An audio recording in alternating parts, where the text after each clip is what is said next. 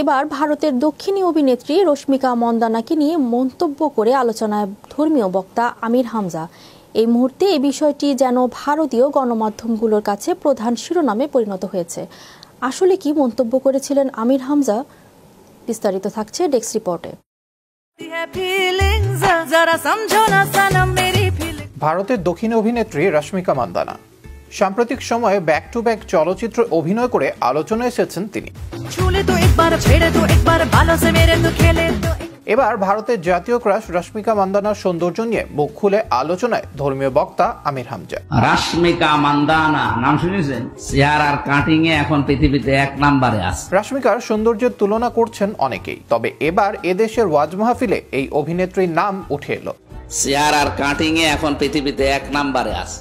সৃষ্টিকর্তার সৌন্দর্যের উদাহরণ দিতে গিয়ে ধর্মীয় বক্তা আমির হামজা রশ্মিকাকে বিশ্বের অন্যতম সুন্দরী হিসেবে আখ্যা দেন, যদিও তিনি রেফারেন্স দিয়েছেন বিভিন্ন গণমাধ্যমে।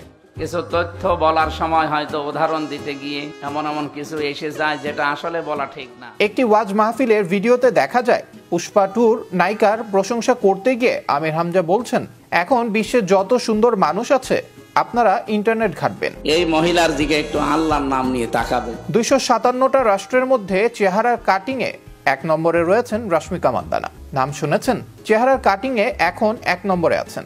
চেহারার কাটিং এ এখন পৃথিবীতে 1 নম্বরে আছে।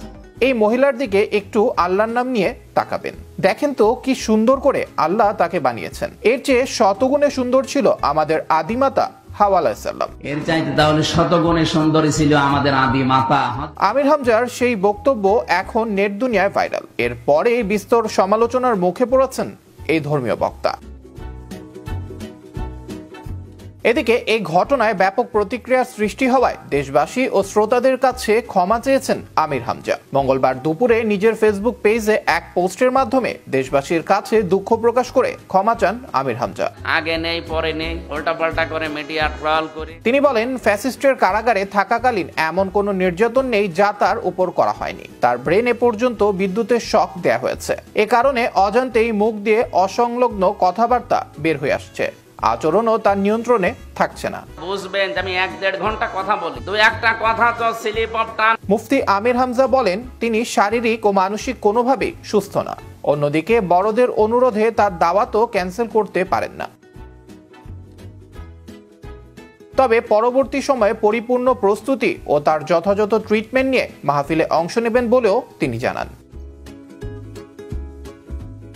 মূলত দেশের এক ওয়াজ মাহফিলে ভারতের অভিনেত্রী রশ্মিকা মন্দানার সৌন্দর্য নিয়ে মন্তব্য করায় সমালোচনার মুখে পড়েন আমির হামজা, যা নিয়ে ভারতীয় গণমাধ্যমগুলোতে তোলপাড়ের সৃষ্টি হয়। আবরার আহমেদ মাহি, বিশ্ব বাংলা 24, বিনোদন ডেস্ক।